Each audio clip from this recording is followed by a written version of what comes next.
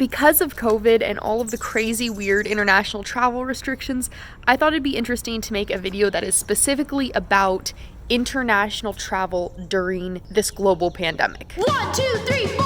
Chasing dreams since 17. Say goodbye to everything in my rearview mirror, but I never thought it would lead me here. Hello everyone and welcome to my channel. If you are new here, my name is Jenise Spiteri and I will be your magical mystery tour guide on the way to snowboarding at the 2022 Winter Olympics. China! If this sounds like a fun journey to you, why don't you walk your fingers on down there and click that subscribe button for me real quick? I'll give you a second. Alright, we are good to go. So, later today, I am flying out to Austria to go snowboard out there for 2 weeks. I'm not really training. I'm not going to the pipe camp in Switzerland because that got too expensive, but I'm just gonna be snowboarding and having fun and do my thing. Typically, when I'm making a travel video, I do not do an entire video focused on just getting there. However, we are in different times because I don't know what to expect, and I think a lot of other people don't know what international travel is like right now. So here we go, we're gonna do it. The first stop of today is to head on over to where I am going to get my COVID test because I will need a COVID test to get into Austria. We're gonna go do that and I'll see you there. So with the COVID testing, pretty much any country you travel to from the US is gonna require you have a negative test that you can show upon arrival, and there are different requirements for how old the test can be. Currently for Austria, the test needs to be within 72 hours, and because flight options are super limited, pretty much all the flights had a overnight layover. So it meant that I had to get this test the day of the flight, which is today. And I think figuring out where to get this COVID test has been the most difficult part of the travel situation. It's really confusing to figure out where you can get a test, which type of test is appropriate, and then also what test will give me the results back in the same day so that I have them ready to get into Austria. So I'm here at Dignity Health and we'll see if this works out and I get my results in time. Okay, so I was just going back and forth with the doctor here because we're still not sure if this is the right type of test. There's two tests. There's a rapid test and the PCR test that gets sent off to the lab. I thought I needed the PCR test, but I looked at the embassy website again and I showed it to the doctor and he thinks that the rapid one might be okay. The issue is that the rapid one I would get the results today, but the lab one, the PCR test, they said it takes 3 to 4 days, which doesn't work when I need results within 72 hours. So I think that I'm going to get the rapid one, but not even sure if this is the right test. So I just need your index finger to take your pulse, 89 with 100 as the oxygen level. You got it. And are you experiencing any kind of symptoms or had any recent exposure? Nope. Go ahead and just bring your mask down to your nose. And you're just going to feel a slight irritable feeling from the nostrils, okay?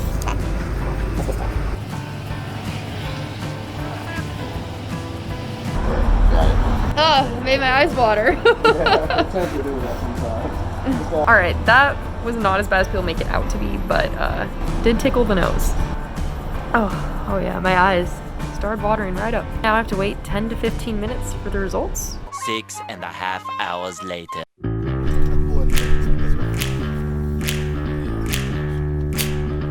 Alright, we have made it to the international terminal of San Francisco Airport, and you can see that it is still dead in here. Travel has, been slowly opening up, but I think international travel from the US is still really difficult, and that is why none of these spots are open. The weirdly empty arrivals and departure board. There's no one in here. It's crazy. I've never seen it like this. At the check-in line, and you can see that the only people in this whole terminal are the people waiting for this one specific Turkish Airlines flight. This might actually be the only flight leaving San Francisco internationally today.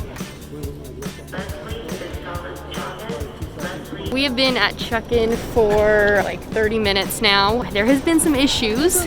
I've been okay because I have my EU passport. However, my dad just has the EU citizenship. They think that they might not let them out of the Munich airport. So now we're finding out about changing our connection from Istanbul to Vienna instead of Istanbul to Munich. we'll see what happens. We have 15 minutes left to check in, and hopefully this all gets worked out. Okay, high stress situation. We only have 6 minutes left to check in before they close the check-in from San Francisco to Istanbul, and the lady is having trouble changing our flights. She found the flights, we paid for the change, but her computer is going slow, so we're running out of time to make check-in. Didn't see this issue coming, but another point that international travel right now is very difficult. Okay, it is now 5:30. Finally got our boarding passes. Our flight is at 6:15, so we have less than an hour before our flight departs. Finally got it worked out, except now we're flying to Vienna instead of Munich because they weren't sure if we were going to be allowed into Germany, even though the transit website says we would be. Now we're just gonna have a 5-hour drive from the airport instead of a 2-hour drive. Big plus, however, though, is that there is absolutely no one waiting in the security line. So we'll be able to get through this and get to our gate very quickly, as long as there's no more issues. Well, we made it through security in record time. I think the whole security check thing took about 2.5 minutes. That's never happened before. And now we are walking to our gate. We are cleared. We are going to Europe. Hopefully we are then free to enter Europe once we get there. At least we're on our way now. Super weird, all the duty free is closed. None of the shops are open. I have never seen San Francisco International this quiet before. It is weird seeing it like ghostly with no one here. Hello. Hi. Yeah, that way please. Originally we were booked to all have our own row, and now I'm not quite sure where we're sitting. I thought I was gonna have a window, that's what I had booked, and now my seat's been changed. We are in a middle aisle section, which sucks because I cannot sleep on a plane unless I can lay my head against the window. But what is cool is they gave us this little hygiene set when we boarded, so I'm gonna rip it open and see what's inside. Got a little bottle of hand sanitizer, a few masks, and a few antiseptic wipes. So cool little set that they put together for us.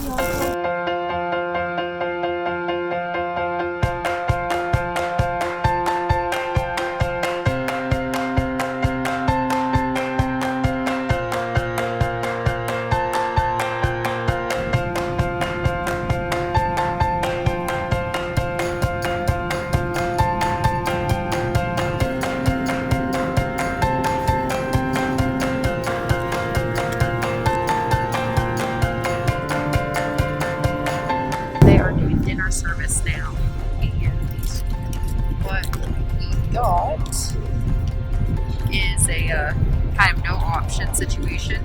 Usually on international flights like this, you're able to choose if you want different dietary restrictions and things like that, but because of COVID, they are limiting it to just one set meal. That's all you get, no choices. It looks like this is a turkey sandwich, and I think this is a container of hummus, a little juice box. There was no drink service. They didn't come around and take any drink orders, so didn't get to choose any drinks. Got this little tiny thing of water, and it looks like this is it for our food. I did pack a bunch of snacks in my bag because I wasn't sure what the food situation was going to be, so I'm glad I have that. It's just, you know, some different granola bars and stuff, but at least it's something a little bit more. A little longer than a few minutes later. I'm gonna try to get a little bit of sleep right now. I think it's already like 6 a.m. in Turkey, and I want to kind of adjust to the time. I was able to snag this row with a window, so I can lean against it and try to sleep for a few hours.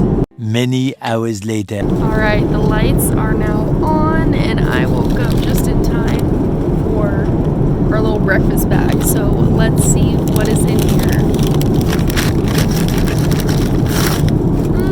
It's like the same sandwich that we had for dinner, and a different brand of water, and a muffin, and another juice box. So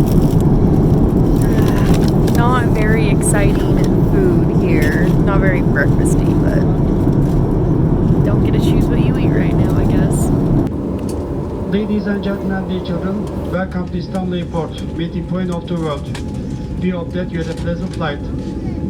For your safety, please remain seated with your seatbelt fastened until the seatbelt sign has been turned off, and do not open overhead bins. we just made it through passport control, and the status of that was that you can see behind me, there's no line for passport control. It's very quick. My parents both got through with their American passports with just a visa that they bought online, and then I got through with no visa with my EU passport. So yeah, getting through immigration here in Turkey was really easy. We are in baggage claim right now. Apparently our bags were checked all the way through to Vienna, which normally would be a good thing. However, with COVID, they weren't allowing carry-on bags. The only bags we could even bring on the airplane was our backpacks. And so my dad had in his carry-on bag his change of clothes for tomorrow and his toiletries and stuff. And now that bag that was supposed to be a carry-on that they didn't let him carry on has been checked all the way to Vienna, so he doesn't have his overnight stuff. My mom's COVID test results still haven't come in, so we are doing a test here at the airport. So far we went to this kiosk over there, she pushed a button, got a ticket number, and now we are just standing here waiting. These are the little booths, and I guess we are now just waiting for our number to pop up to do it right here at the airport.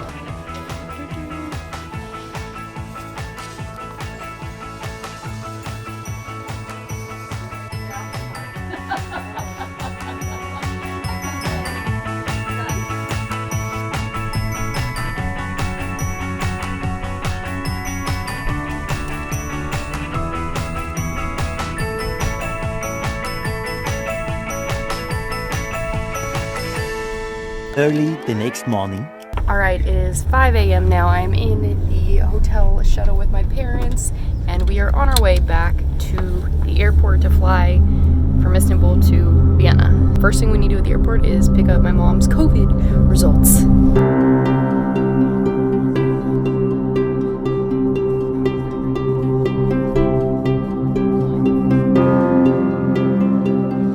I don't know if this is a normal thing or just for COVID, but just come into the airport building. They checked our passport and our tickets, and then we went through a security check. You can see my dad's getting an extra security check for some reason. When we actually go to the terminal, we'll go through another security. But this is, I guess, just to get into the airport. Okay, so Mom, go to the machine. Look right here.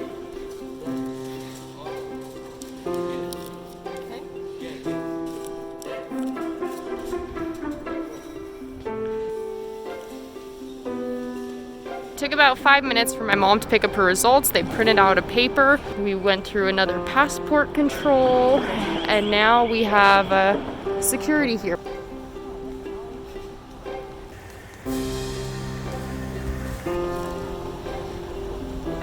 All right, so we just got held up boarding the plane for a good 15 minutes while they had to look into the information. They were asking why we were going, what we were doing, and so I had to explain Maltese Olympic team, going to train, they're coming with me. And it was a whole thing, and there was 5 different people working on it. They finally got it okayed for us to get on.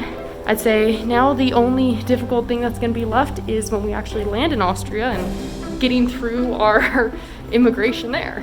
2 hours later.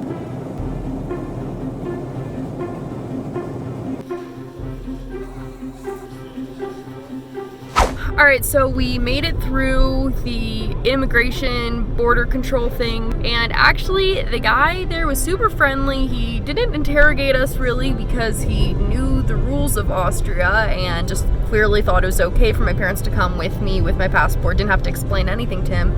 So he let us in really easily, a lot easier than any of the people working for the airlines companies let us in. And then we rented a car, and now we are embarking on the 5-hour drive from Vienna all the way to Meyerhofen. That basically wraps up the process of traveling internationally during this pandemic. When we get to our place in Meyerhofen, I'm gonna just wrap up with my overview thoughts on all the different aspects of travel, and yeah, I'll see you guys there.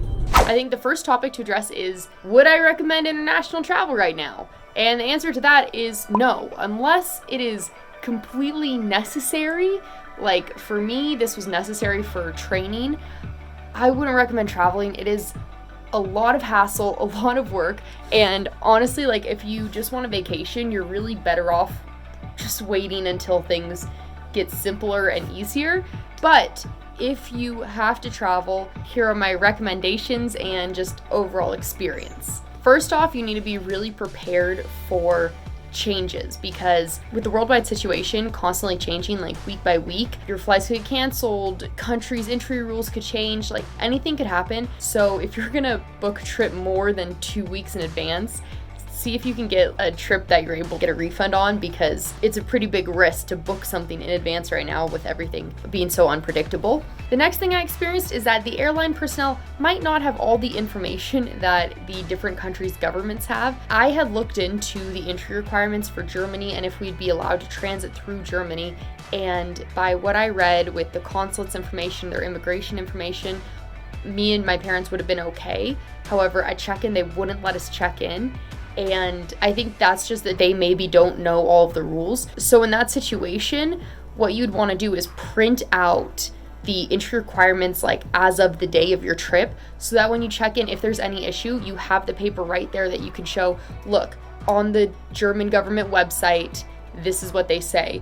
It's even better if you maybe contacted the consulate in advance and got some sort of written email from the consulate that confirms, yes, these circumstances are allowed. And that way the airlines will know that they can let you on, because from the airline standpoint, if they let you onto the flight and you're not able to enter the country, the airline has to pay a big fine and like pay to send you back.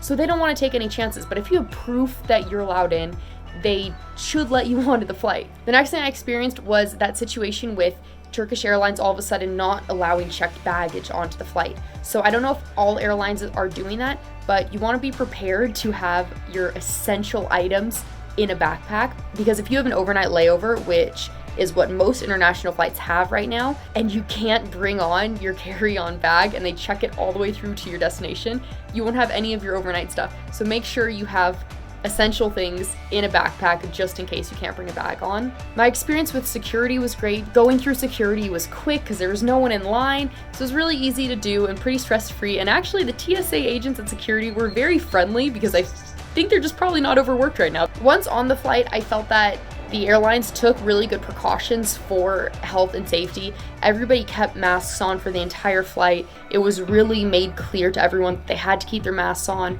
When food was served, the flight attendants were telling people in the same row to eat at staggered times if they weren't family members. So that was good. The hygiene kit that they gave us was really thoughtful and really helpful. But then also on the food topic, you have no choices of food and there's no hot meal. And there might not be a variety, like our dinner and our breakfast were basically the same sandwich, and then our next flight also had this same exact sandwich. So bring your own food, especially if you have dietary restrictions. If you have certain allergies, they're not going to be able to accommodate you right now, so bring your own food.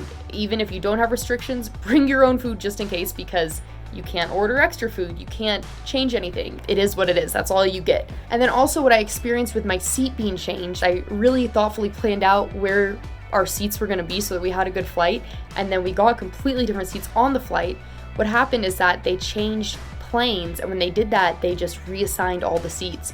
So if you have a specific preference, look into like on the day of the flight checking what your seat is, because if they weren't able to fill a flight and they changed planes, you might be in for a surprise finding out that you have a window instead of an aisle or a middle instead of a window. Just keep that in mind, that your seats might get changed without you even knowing. Now that I'm here in Austria, everything is cool, no hassles, no problems with me actually physically being here now, but the journey to get here was really difficult. So as I said before, try not to do international travel unless it's an absolute necessity, because it is a whole lot of hassle and it's not a whole lot of fun to go through, and your destination probably isn't even fully open to things you might want to do if you were vacationing. So yeah, that is it for this video about international travel during COVID. Hopefully things change soon and we can get back to normal traveling and being part of one great world where we really have no borders once we're in the air. But for now, this is life and we just have to hope that ends soon. All right, see you guys next time. Bye. Life isn't perfect. It's messy and unexpected, but it's wonderful. You can find love, magic, and beauty all around you if you chase after it. So find what lights your soul up, then go out and carpe your happy.